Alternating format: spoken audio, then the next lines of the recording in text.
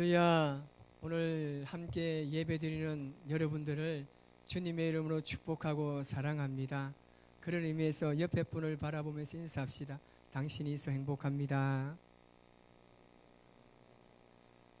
늘 항상 하는 말이지만 좀 웃으면서 진짜 행복한 것처럼 이야기하십시오. 잘 오셨습니다. 시작. 잘 오셨습니다. 여 앞에 서 있으면요, 너무 막 심장이 두근거려요. 왜냐하면 여러분들의 모습을 보니까 너무 좋아요. 아주 하나님의 창조의 작품이 어쩜 이렇게 기막히게 다를까? 한번 옆에 한번 보십시오. 정말 기가 막힙니다. 제가 이 목회를 하면서 이 가장 많이 집례하는 게 뭐냐면 이 장례 예식입니다. 참 이 장례 예식을 할 때마다 늘 죽음에 대한 고민과 생각을 한 번 더 해보게 됩니다. 그렇게 건장하던 사람도 죽고 나면 한 줌에 재만 남을 뿐인데, 우리 구원받은 성도가 죽음 이후에 들어가게 되는 그 천국에 대한 확신과 소망이 얼마나 중요한가 다시 한번 생각해 보게 됩니다. 제가 원초적인 질문 한번 해볼까요? 여러분들은 천국이 있다고 생각하십니까? 여기는 별로 확신 안 드나요? 여러분, 천국이 있다고 생각해요? 우리 전 지구상에 보면요, 한 200개 정도의 나라가 존재하는데, 이 문화가 다 다르듯이 장례 문화도 다 다릅니다. 우리나라는 이 묘를 쓴다거나 이 화장을 하면서 이 조상 대대로 내려오는 이 선산이나 아니면 밭이나 아주 햇볕이 잘 드는 양지에 합니다. 하지만 서양 사람들은요, 그렇게 하지 않습니다. 이 자신들이 살고 있는 가장 가까운 곳에 이 무덤이 굉장히 많습니다. 그래서 우리가 무덤 하면 어떻습니까? 굉장히 무섭지 않나요? 무덤 하면 왠지 섬뜩하잖아요. 그래서 저희가 어릴 때, 저는 그때 교회를 안 다녔지만 초등학교 때 보면요, 밤에 여름만 되면 산에서요 막 엄청 소리가 들려요. 가만히 보면 여름 성경학교나 아니면 뭐 수련회 한다고 애들 데리고 와가지고 산에 올라가가지고 담력 테스트 한다고 막 가가지고 애들 막 기다려가 그 부모가 하면서 막 실려 나가고 막 그런 모습을 많이 보았는데, 무덤이란 자체가요 우리 인상에 좀 그다지 그렇게 썩 내키지 않는, 하여튼 그렇잖아요. 그런데 서양 사람들은요 아주 사는 곳 가까이에 묘비를 세워가지고 그래서 공원처럼 조성을 합니다. 그래서 이 다닐 때 아주 편안하게 그냥 무덤을 볼 수 있도록 다 해놨습니다. 그 묘비에 보면요 여러 가지 글을 쓰기도 하고 그 사람의 인생을 아주 짧게 요약해서 그 묘비에 글을 남겨둡니다. 어떤 사람이 이 묘지에 가서 이 묘비에 쓰인 글을 보는데요, 그 글 중에 굉장히 인상적인 글이 하나 있었습니다. 그래서 가던 길을 멈추고 그 묘비 앞에 섰는데 딱 3줄로 적혀 있었다고 합니다. 그 첫 번째 줄에 이렇게 써져 있었습니다. 나도 전에는 당신처럼 그 자리에 그렇게 서 있었어 라고 한 줄이 딱 적혀 있는 거예요. 좀 웃기잖아요. 그래서 그 사람도 막 웃음이 터지면서 두 번째 글을 읽게 됐는데 그렇게 기록되어 있습니다. 나도 전에는 당신이 서 있던 그 자리에서 그렇게 웃었어 라고 적혀 있는 거예요. 갑자기 막 숨뜻한 거예요. 그래서 이 한편으로는 굉장히 기대도 되고 긴장이 되면서 자세를 가다듬고 세 번째 줄을 읽었습니다. 그 세 번째 줄에 이렇게 기록되어 있습니다. 이제 당신도 나처럼 죽을 준비를 하시오 라고 적혀 있습니다. 여러분, 이 글을 읽은 사람의 마음이 어떻겠습니까? 모르긴 몰라도 죽음에 대한 더 깊이 있는 생각을 아마 해보았을 겁니다. 서양 사람들은 죽을 때 영어로요 딱 3마디 한다고 합니다. 제가 또 영어 발음이 기가 막히잖아요. 그래서 제가 영어 발음으로 하진 않겠습니다. 여러분 잘 알아들을 수 있도록 딱 세 단어입니다. 뭐냐면 해야 했는데, 할 뻔 했는데, 그런데 안 했다. 영어로 하면 기가 막힌데 제가 청년하면 섭외할까 하다가 그냥 딱 이 세 단어하고 죽는데, 여러분 어떤 일에 대해서 충분히 할 수 있었는데 하지 못한 후회가 담겨 있는 단어입니다. 우리나라는 어떻게 합니까? 껄껄껄 한다 하잖아요. 껄껄껄. 어떻게 해요?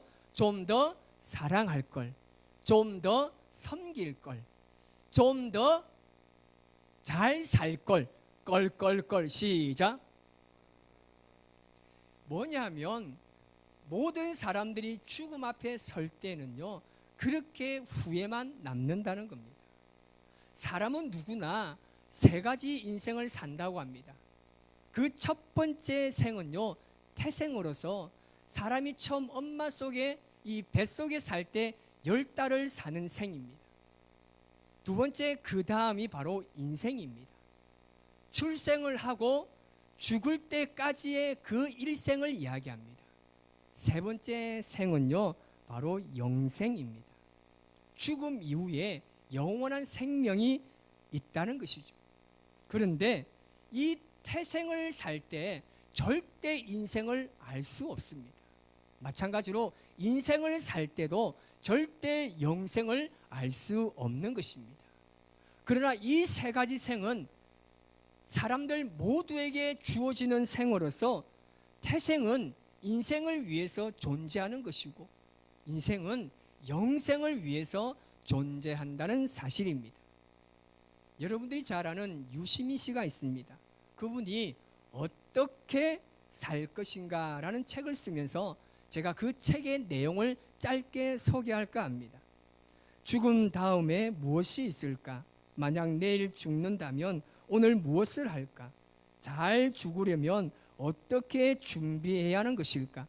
혼자 이런저런 대답을 생각해 본다. 답을 꼭 찾아야 할까? 아무래도 그런 것 같다. 이 질문에 어떻게 대답하느냐에 따라 남은 삶이 달라질 수 있다는 생각이 든다라는 글입니다. 그러니까 유시민 씨는 이 죽음을 생각할 때는 더 깊은 삶에 대한 고민을 하게 되는 것입니다.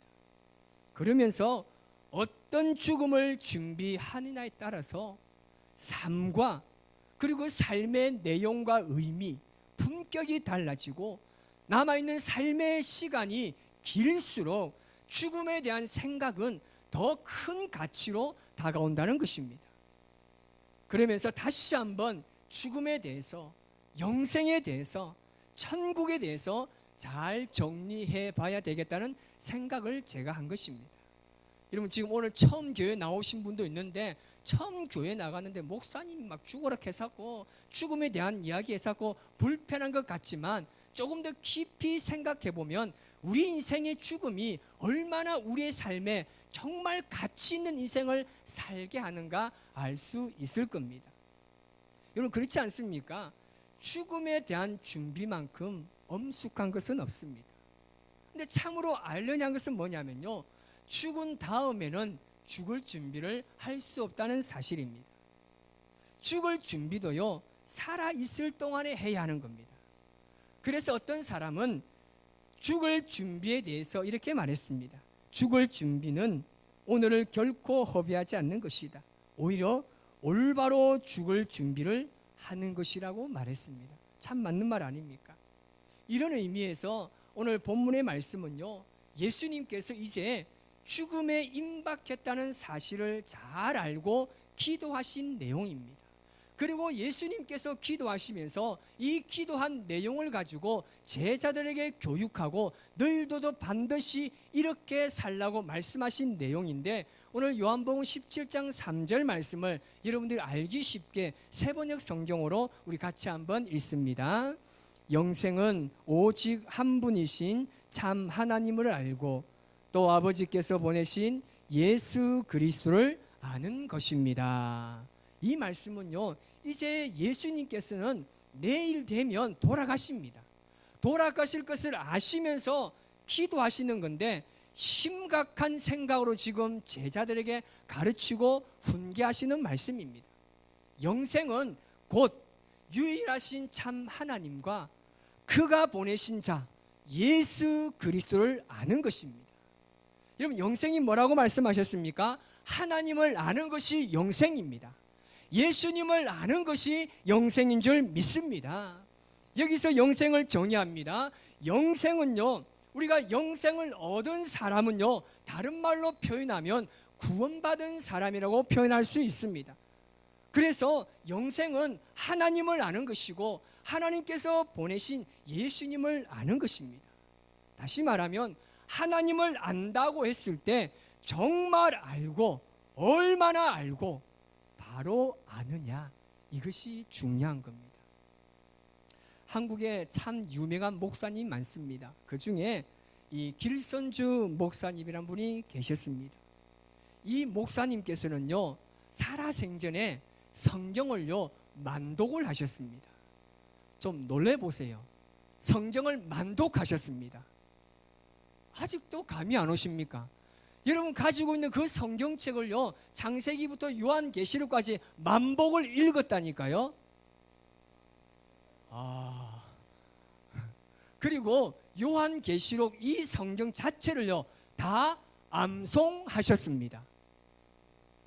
조금 올라오시네요.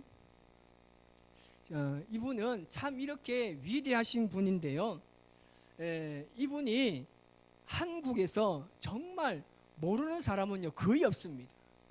1907년도에 부흥을 일으켰고요, 그리고 목사님들은요 이분을 굉장히 싫어하는 분이 많습니다. 왜냐하면 한국교회 새벽기도를 가져오신 분이 이분이에요. 이분이 한국교회 와가지고 새벽기도를 만들어 놔가지고 하여튼 그랬습니다. 참 그런데 참 유명하시고 참 훌륭하신 분인데요, 이분이 하루는 기차를 타고 가다가 그냥 앉아있으면 안 되니까 이분 안에는 부흥의 열정이 막 타고 있으니까, 영혼 구원을 위한 그 가슴 어린 마음이 있으니까 이분이 앉아있는 사람을 전도해야 되겠다고 생각한 거예요. 그래서 이분이 가서 전도하기 시작합니다. 근데 전도를 받던 어떤 남자가 그렇게 이야기하는 거예요. 저는 예수님 잘 알고 있어요. 그리고 저는 길선주 목사님도 너무 잘 알고 있어요. 제게는 전도할 필요가 없습니다 라고 이야기합니다. 생각해 보세요. 지금 본인 앞에 그렇게 잘 알고 있다는 길선주 목사님이 계심에도 불구하고 그 사람은 알아보지 못하고 안다고 하는 것이 정말 아는 것이냐는 겁니다. 여러분, 오늘 우리의 문제는요 신앙이 없는 것이 아니라 잘못 믿는 것입니다. 예수님을 알고 하나님을 아는 것이 영생이라고 말씀하셨습니다. 그러면 믿기는 믿어야 하는데 알고 믿는 것이, 아는 믿음이 진짜 믿음이라는 겁니다. 이 땅에 예수를 믿는 사람들이 얼마나 많습니까? 그런데 예수를 믿는 사람들이 그렇게 많은 것이 중요한 것이 아니라 예수님을 바로 알고 믿느냐, 이것이 중요한 겁니다. 바로 알지 못하고 믿는데 어떻게 거기에 구원이 있으며 어떻게 거기에 영생이 있겠습니까? 그래서 오늘날 한국교회가 왜 비판을 받습니까? 예수님을 믿는 것처럼 살면 되는데, 예수님을 아는 것처럼 살면 되는데 그렇지 못하기 때문에 한국교회가 비판을 받는 것 아니겠습니까? 오늘 우리 주변에 이단이 얼마나 많습니까? 이단은요 정통 교리를 벗어나서 자기들만의 독특한 교리를 새로 만들어 가지고 가르치는 기관입니다. 그게 이단이지 않습니까? 이단의 문제가 뭡니까? 바로 믿지 못하는 거예요. 바로 알지 못하고 믿지 못하기 때문에 이단이 되는 겁니다. 잘못 알고 예수님 믿는 건요 정말 위험한 일입니다. 잘 알지 못하고 바로 알지 못하기 때문에 교주가 생겨나는 거예요. 그로 인해서 어떻습니까?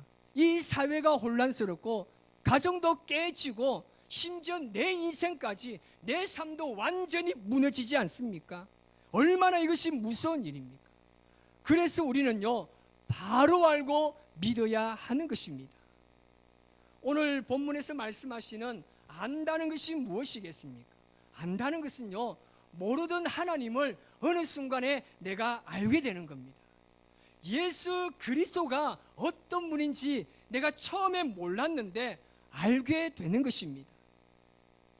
하나님의 아들 예수 그리스도에 대해서 새롭고 구체적이며 실제적인 인식이 생겨나는 것, 이것이 바로 영생이라는 겁니다. 여러분, 영생을 소유한 사람들은요, 그들의 삶에 어떤 현상이 일어나느냐 하면요, 부활이 믿어지는 거예요. 영생을 소유한 사람은요, 이제 천국이 믿어지는 겁니다. 그러면 부활이 믿어지면 어떤 현상이 일어납니까? 예수님이 보이기 시작합니다. 내가 부활이 믿어지니까 이제부터 예수님이 내 눈에 보이기 시작합니다. 그분의 말씀이 들려지고 그분의 말씀을 들으니까 그분의 삶과 그분의 간절함이 내 마음에 느껴지게 되는 것입니다. 이전에 생각하고 알고 인식해왔던 교회의 모습이 완전 새로운 관점으로 보이기 시작합니다. 그런데 보십시오, 환경은 변하지 않았어요. 내 삶은 아침에 일어나서 저녁에 잘 시간까지 아무것도 변한 게 없습니다. 하지만 이제 내가 내 안에 영생을 소유하면 변하지 않는 환경을 바라볼 때 예수님의 관점으로 바라보게 되는 겁니다. 다른 시각으로 그 모든 세계가 보여지기 시작한다는 겁니다. 쉽게 말하면 그렇습니다. 여러분, 알기 쉽게 이야기해 줄게요. 여러분, 만약에 로또에 당첨이 되면 어떻습니까?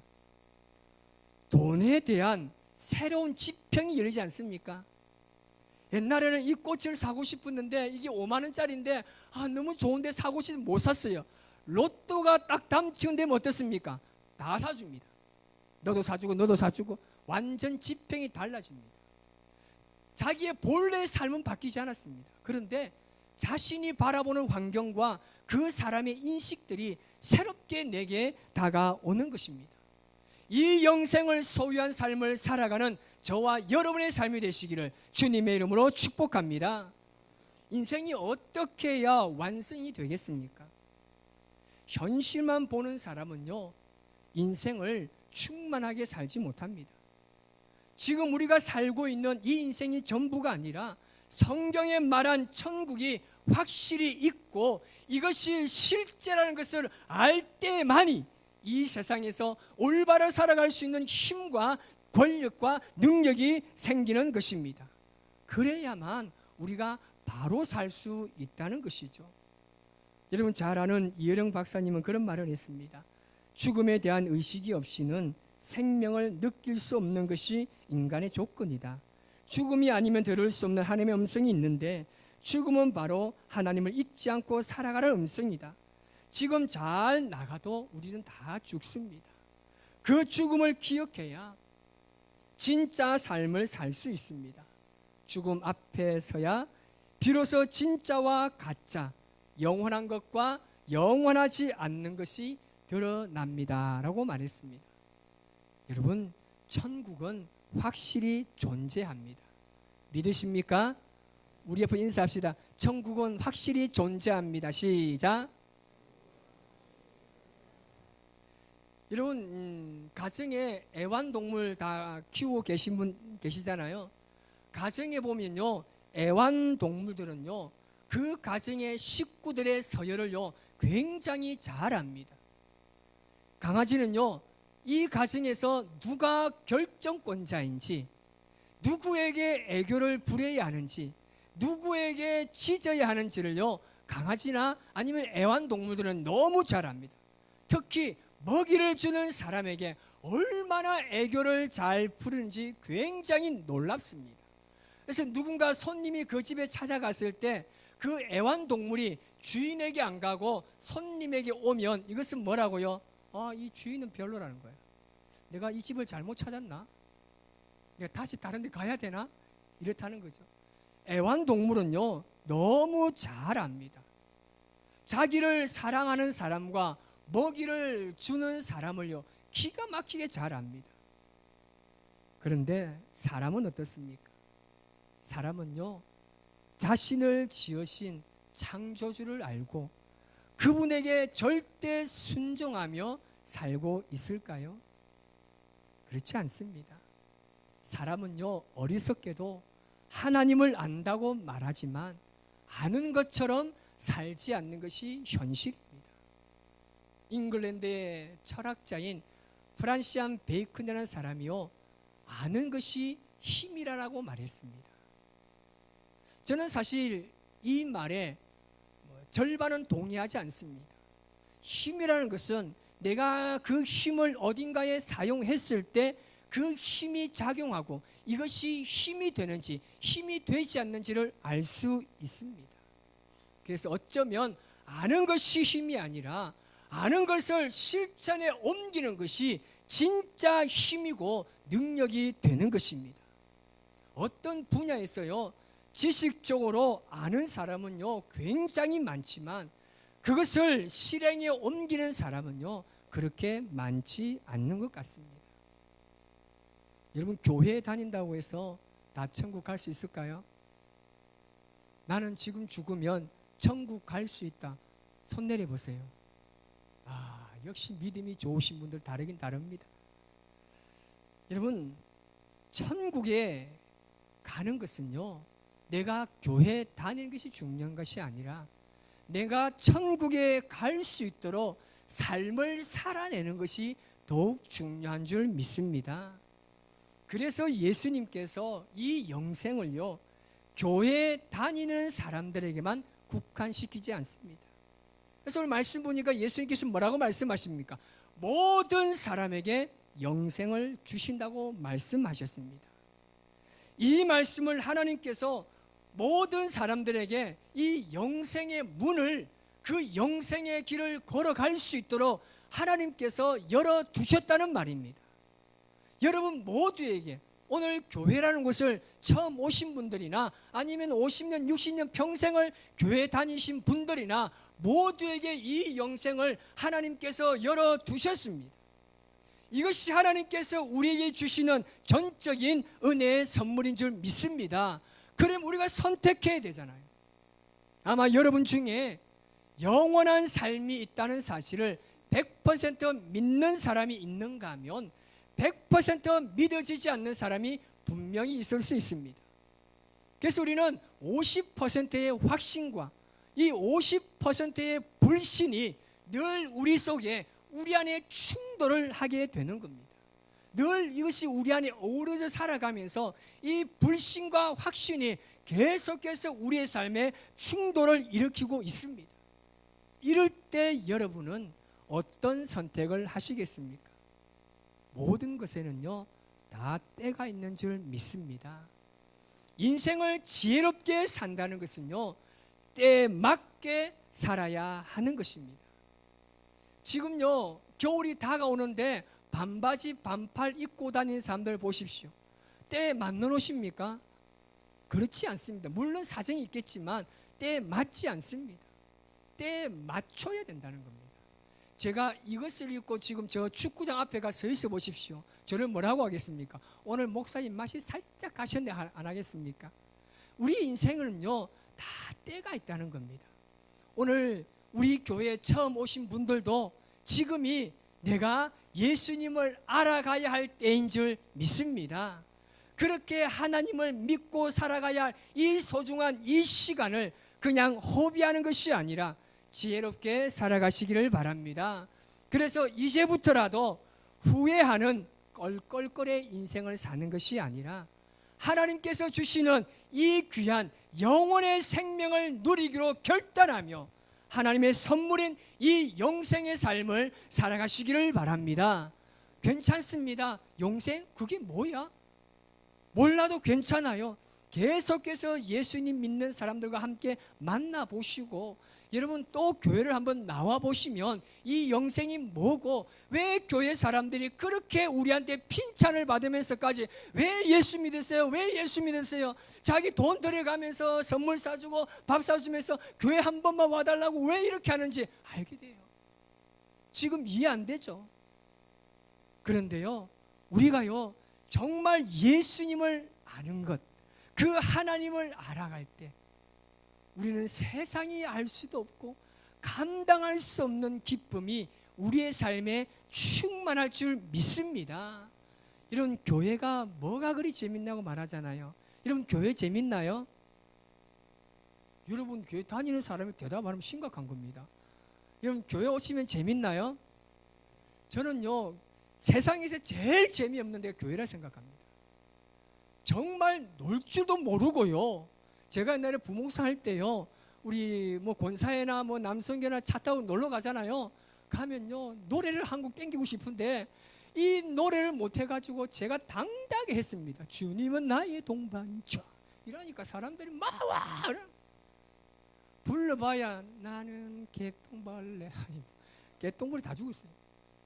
정말 놀 줄 몰라요.